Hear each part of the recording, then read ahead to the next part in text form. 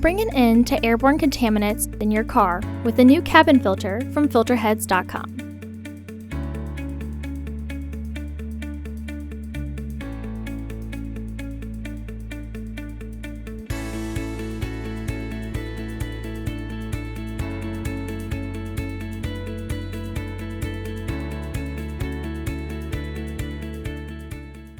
The cabin filter is located on the passenger side of the vehicle, behind the glove box. Open the glove box.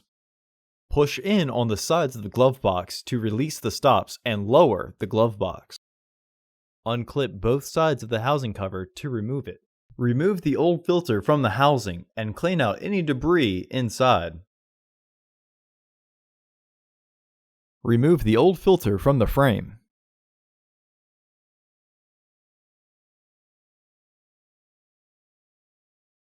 Install your new AQ1058C filter with its airflow indicating arrow pointing down.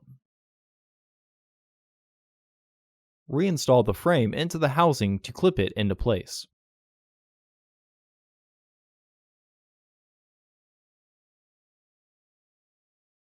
Partially close the glove box to re-engage the stops.